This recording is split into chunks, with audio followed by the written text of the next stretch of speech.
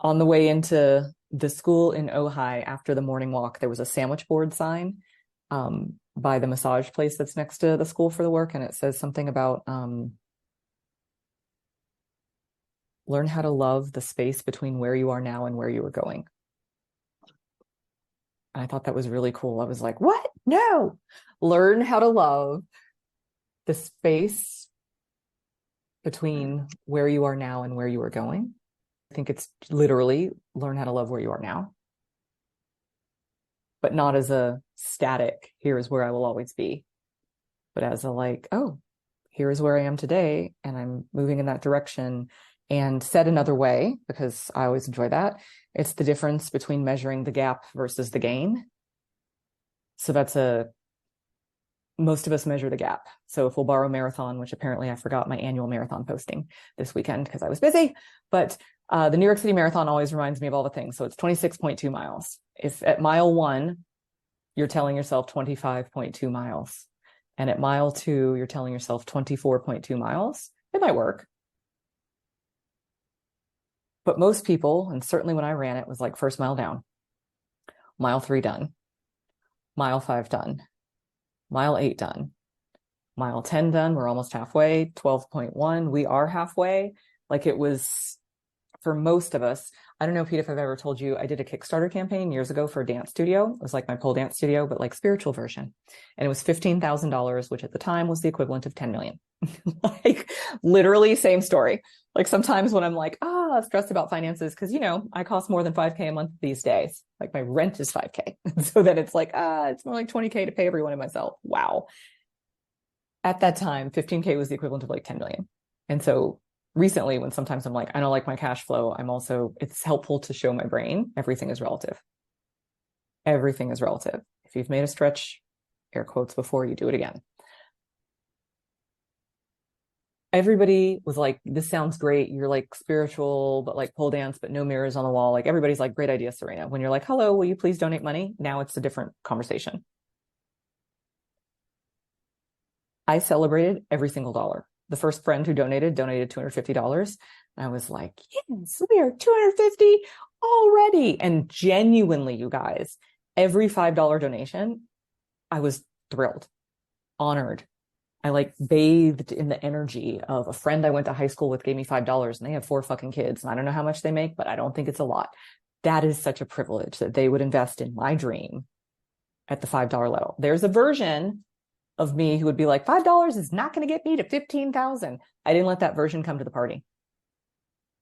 She was not welcome. It was, Ira just donated $5, and like, I genuinely don't know if they're on food stamps. Like his $5 might be the equivalent of 50,000. Like, I will treasure it. I received the gifts as they were given. And I ended up at $18,000 cash collected for that Kickstarter campaign. And that was, actually, I should break it all down for you right now. So I celebrated every single dollar, and right around 1,000 or 1,500, my mom was like, I'm going to donate 5,000 because she helped my little brother buy a car. And to her credit, she tries to play I put 5K towards miles or more. We'll never know. I'll give you 5. She was trying to do that, keep it even for the kids. And I was like, this is amazing. But what I want you to do is be my secret match donor. I wanted to give people, this is a business thing, you guys, a reason to say yes. So I then announced to everybody on the planet, I have a silent donor, and they're going to match up to $5,000. So everyone else who had $2 or $5 or $20 for 1 week only, I was like, if you give it to me now, it's worth twice as much to me. So give them a reason to say yes. People were like, boom, here's my $10, knowing their $10 was ultimately 20. Keep in mind, my mom had actually told me offline, I'm just going to give you 5,000. And I was like, hold your money, lady. If she just added 5,000 to the pot, I would have been around 7,000. Nothing would have been wrong with that. But it's almost like I gamified it. So, and this was my friend's idea. She's a fundraiser. Shout out to the fundraisers. She was like, could you get a private donor? I was like, I just got one. Also, keep in mind, when I started the $15,000 raise, I had no idea my mom was going to be so helpful and say, hey, I know you're doing this, and I helped your brother with a car. I want to be helpful. I had no idea how. I couldn't see how I'd end up with 15,000. Just as a reminder for everyone, we don't know how it's going to go. I just took the first step in faith and decided I would celebrate every step of the way. And so sure enough, we were around 2000 when I announced my secret donor match for 5,000. That also gave me courage. In Group tomorrow, I'm going to invite us all to come up with like a 10x goal. It gave me courage to make some of the phone calls and some of the outreach and some of the posts I did because I was on deadline.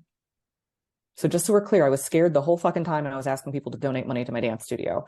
But when I had a 5K match, I was like, everyone involved, me, my future clients, my mom, donors, everyone is better if she's going to match the money. Like there's no way this doesn't work out better for everyone in the orbit of this whole thing. So it was my reason to have courage and tell people, hi, do you know about this? And it's this. And if you do it this week, and I literally even made phone calls. I remember one of my ex-boyfriends bought, I think, the Good Girls lap dance class and was like, I think I just paid for a lap dance. And I was like, I'm absolutely not teaching you. Thank you for the $250 Kickstarter that entitles you to what I will never give you. He was like, yep, thanks. Great. All to say, it was fun. We literally made like, I don't think it was terribly close, but it wasn't like, oh, and then in a day we had a 5,000. Like it took me most of the week to knock on people's doors and, hey, real estate person, you'll get this benefit, blah, blah, blah, blah, blah.